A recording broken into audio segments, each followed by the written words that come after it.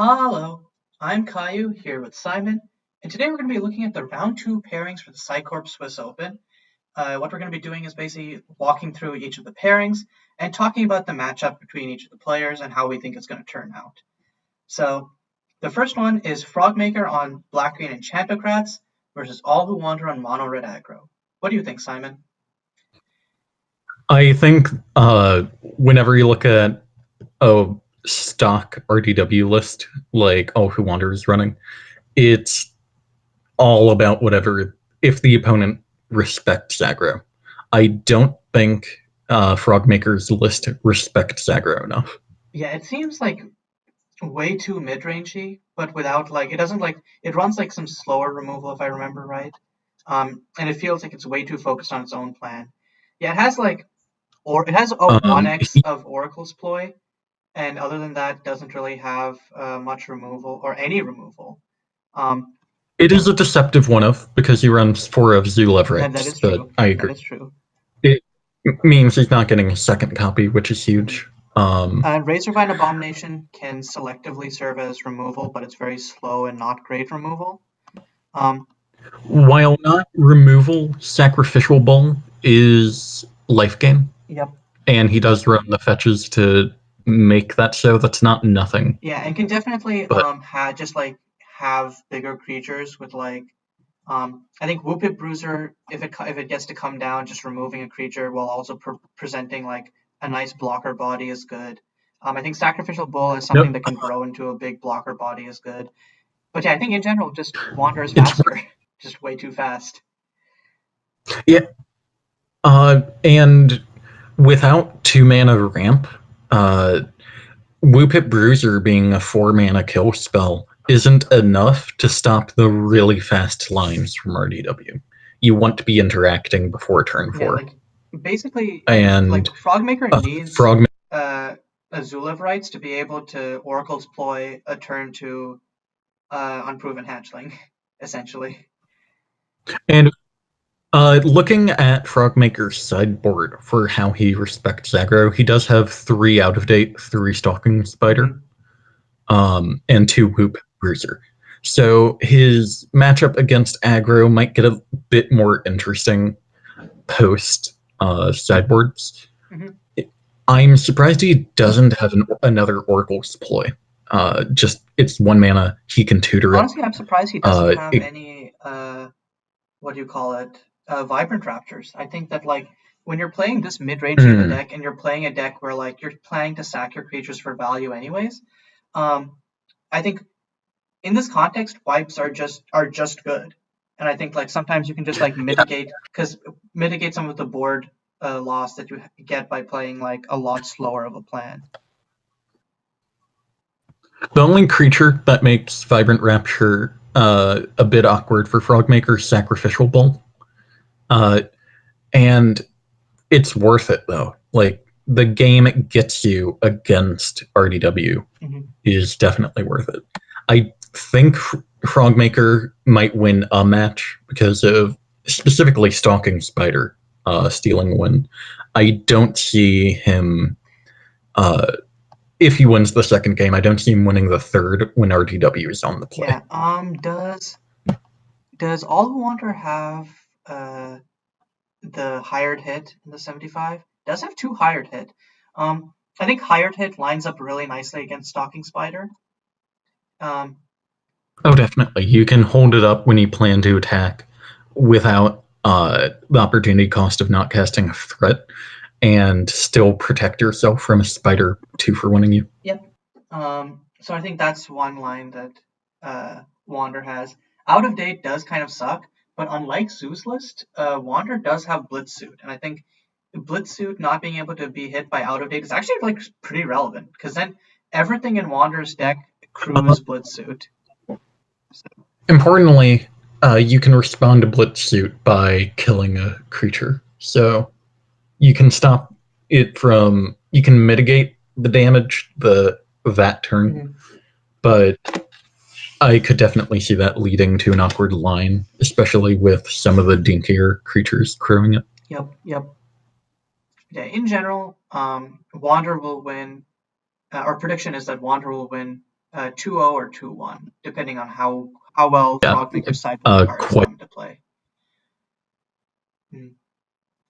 Next up, we have Tiki Shades on Black-White Vehicles versus Sol Invictus on Crest Ramp. So what do you think? Generally, against Crest, you either want to have a lot of interaction, not give it room to breathe, or a lot of proactive plays and not give it room to breathe. And I'm not sure Tiki Shades is quite there. Yeah, only having 2 Wander the Unknown main is a big problem. Like, I think Tiki's deck is like reasonably fast enough that if Tiki had if half of these slots were like more removal or like interaction, I think Tiki would have some game, like Zarapat's banned flash list. But only having 2 Wander main, I think, really screws it.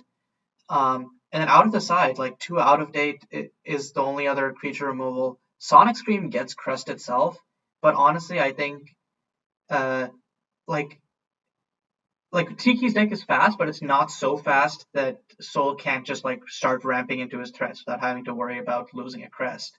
Like if Tiki is losing tempo by playing Sonic Scream instead of playing a creature, that's a big issue. Agreed. And Tiki Shades, like by not fully committing to being aggro, he only runs 12 real creatures, you know? I think really cost himself this Crest matchup because you need to be able to commit. Mm-hmm. But yeah, I think Crest just runs over Tiki 2-0. Mm-hmm. So, do you have anything else you want to say before we move on to the next matchup? I have nothing. Cool. So next one is Lincoln on Teamer Switchfoot versus Ruben on Green-Red Midrange. This is an interesting matchup because Lincoln is trying to get in with the Switchfoot to cheat out a big creature, and Ruben doesn't have a lot of cheap removal, but he has blockers, but Lincoln is capable of granting unblockable or tapping creatures to get a Switchfoot through. Yeah, I think Ruben is really like 2 Flame Blast main is what Ruben has, and I think that's about it. Exactly. Ruben is... If there is a matchup that is good for Lincoln, it is definitely this one. Or I guess I forgot to mention 3 Phoenix Flames if Ruben is on the play also work. Yes. And Ruben is additionally not the fastest of the aggro decks. Mm-hmm. So it's not... Ruben is less likely to just overwhelm Lincoln before he can get off the ground. And once like Lincoln has a threat down, nothing Ruben can do can stop it other than like outspeeding outspeeding Lincoln. Notably, Ruben does have a Toa Hanka, but then Toa Hanka is kind of risky because they could just like wheel into another threat off of the Chaos Warp. Lincoln's threat density isn't so high though that you don't go for it. Oh yeah, no, you go for it. I'm just saying that like it has an inherent risk. And Ruben notably doesn't have great sideboard cards. He does have 2 shocks. Mm-hmm. He does have 2 shocks, but aside from that, I think he doesn't really have sideboard cards. The Flamestorm, because I think the Flamestorm is if you play it as copy number 4 or of Phoenix Flames, if you're really desperate, it's definitely like I think it's you whack, see, this is what I was about to get into. I don't think Ruben is so desperate that you bring in Flamestorm. I think Ruben might be able to apply pressure. Here's the thing. Ruben's deck applies pressure consistently. Lincoln steals wins, but we just saw a game where he mulled to 4. He's not as consistent as he could be, and I think Ruben doesn't have to make a sacrifice like siding in Flamestorm when he's on the beatdown. Mm-hmm. Yep. Okay, that makes sense. I do think that Lincoln is very likely to win a game. I wouldn't be amazed if he won the match. But so I think it's pretty swingy, but I think this is 60 in Lincoln's favor. Probably 2-1. Yeah. Okay. Next up, we have Casualar on band redistricting combo versus Philip Sunair on 5-color upload control. This is a juicy one, honestly. I think I'd give it to Yeah, Philippe, though. I'm really excited for this matchup. uh, like, neither deck is really creature heavy. Casualar has creatures, but other than a 7-drop, his biggest creature is a 2/2. Phil runs literally no creatures. They're both grindy decks with combo wins. Uh, I have. Okay. Phil has counter spells to stop Casualar from comboing and lots of interaction. Phil has more card selection, so I think Phil is favored. Mm-hmm. But Casualar really can just steal a win with his combo in a way that Phil can't as much. So, and he can sometimes just play creatures and get there. I feel like this is going to be a close matchup. I think this is another matchup where I think Casualar not having Taking for Questioning really does screw him. Like, Taking for Questioning here would just be so good versus Philippe's deck to just turn off some of Philippe's interaction, or like turn off some of Philippe's end. Totally. But it just doesn't have it. I would still, I think I'd give it to Philippe though. 2-1 is my prediction.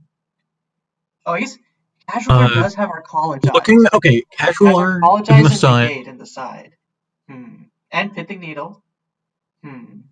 Casualar, yeah, Arcologize is like that's better than Taken for Questioning in this matchup. So having that on the board is really nice. Negate is really effective. Pithing Needle, again, like you can name Deep Net, which just destroys Deep Net. Now you don't get a draw step. So Casualar might like it's a close match game 1. And Casualar does have a potent sideboard plan. Yeah, not seeing that. Yeah, not looking at the Phil sideboard. It's like. But again, Phil in the sideboard has more counter spells, which are really good against Casualar. Yeah. Close, but sideboards like they beef up each deck.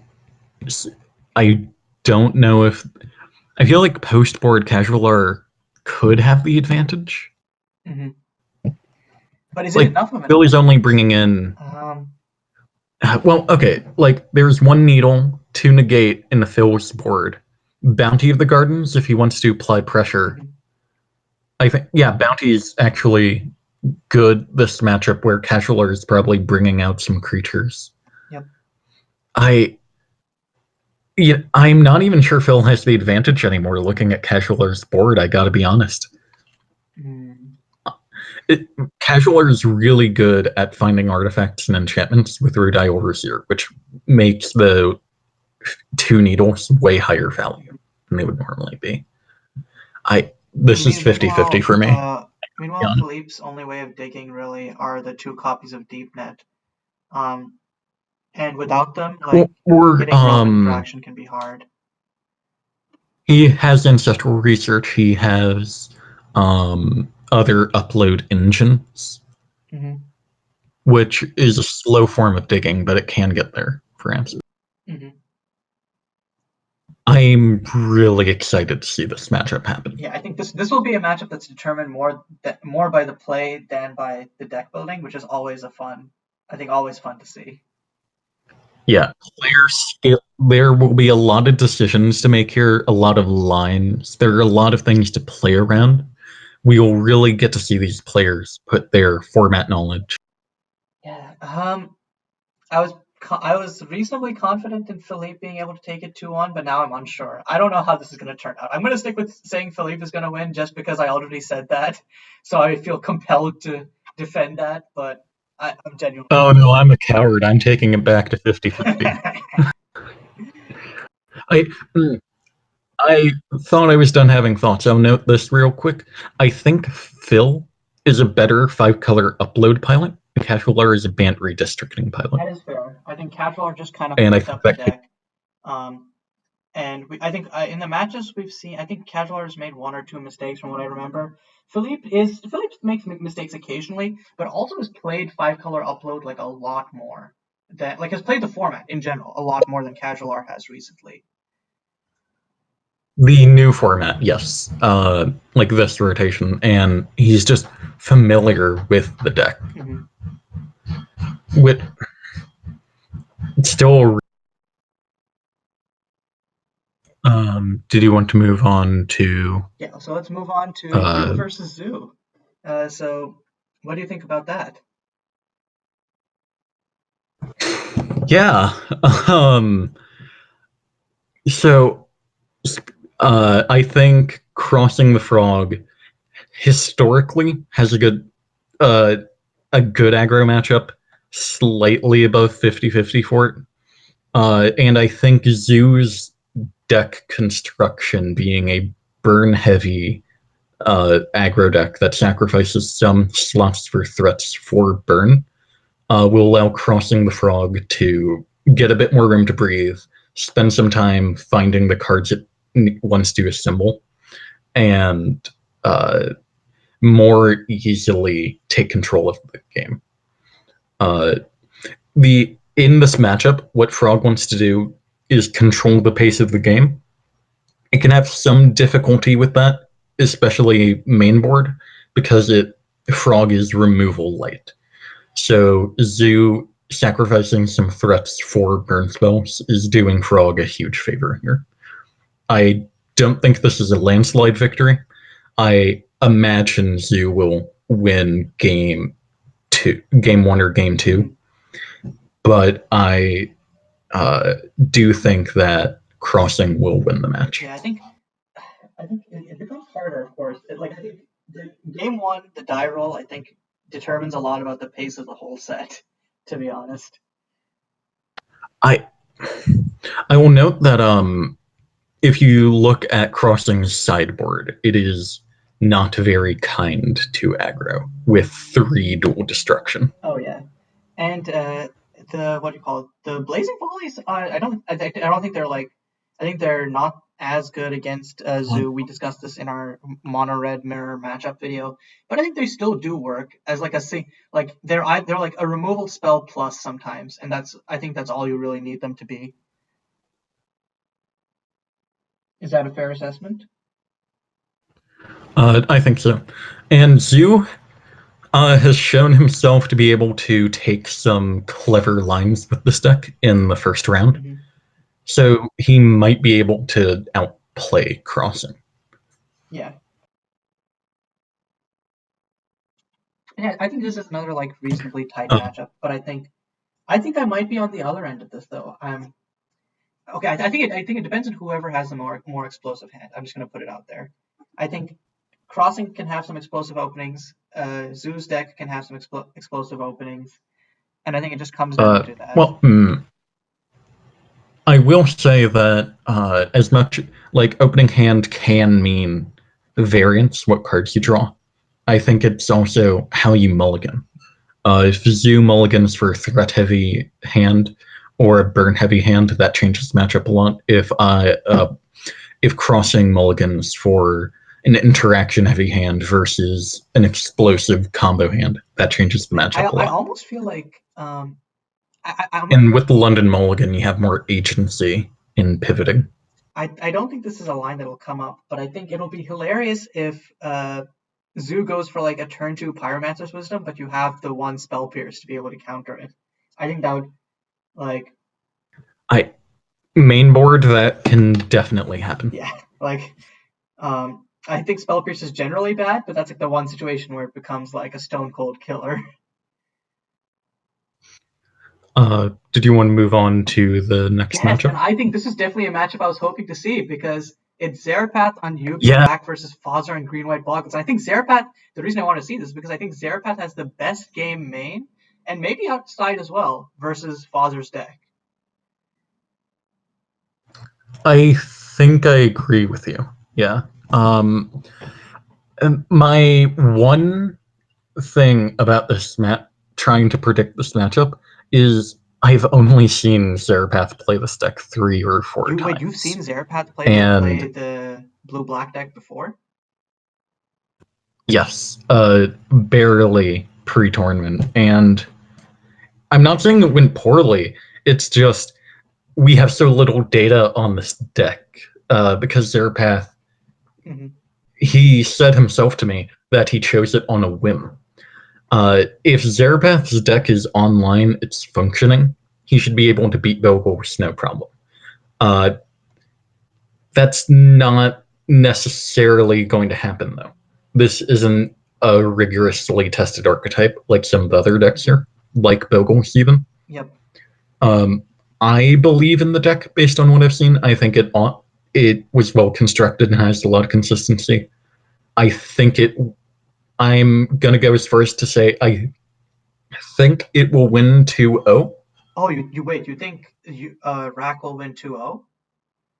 Yes. Interesting. But that is me making a prediction about how the deck is.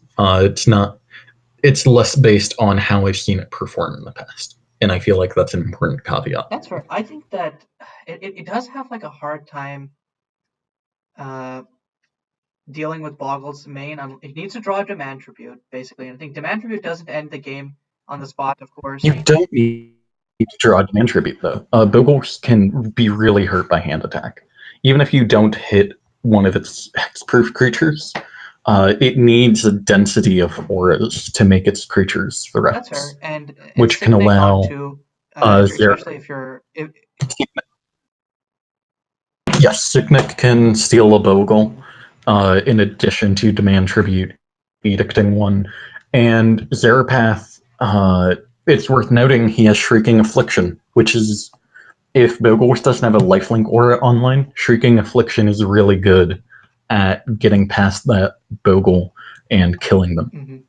3 a turn on a deck that doesn't refill its hand. Yeah.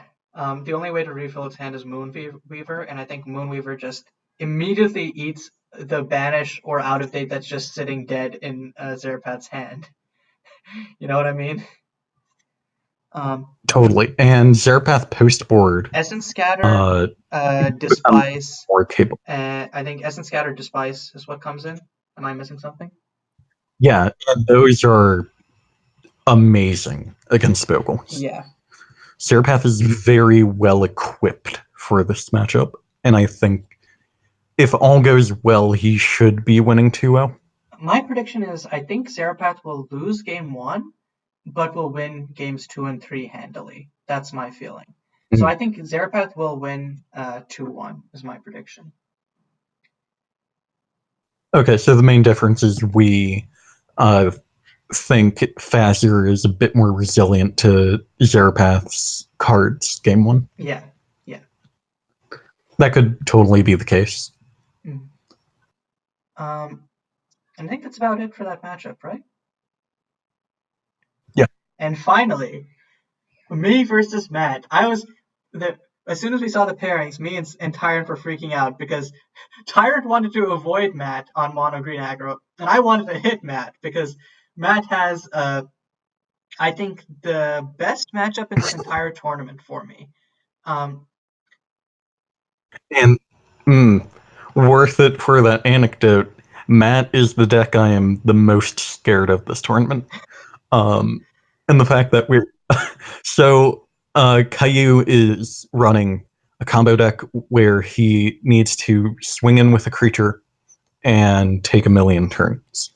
Matt, luckily, is not very capable of dealing with Kaiyu's creatures, particularly at instant speed. The only thing since they he could have is Eli's crit, and I think that really only deals with like Spellmaw Crocodile. Like everything else. If you're slow enough, Matt could build up a board big enough to block a Primadox, but I think you win this 2-0 pretty handily. I think it is the most one-sided matchup. Matt has to his entire board to block a Primadox, and then at that point I just swing in next turn and win, basically. Yeah, and he's not winning that match. Like, he's not winning by holding back a giant board. I think this is the most one-sided matchup in the bracket. This might be the most one-sided matchup possible in the tournament. Okay, so out of the side has Plummet and Dryad's Blessing as sideboard cards versus me. Plummet is really good. Definitely scary. This is true. Plummet isn't nothing. And I think definitely can have the card flow to get there if he lands like a creature into like Explorer's Reward while I'm trying to like ramp up. That can definitely be scary. I also want to say, I don't think Matt is on a bad deck. I think he made a very, very good meta call. Oh yeah, no. Matt's deck is really good. It's just that it's a really unfortunate like matchup wise because my deck is just like it's a combo deck versus a deck that is like mostly non-interactive. If I'm Matt, other than siding in the Plummet, I definitely side in.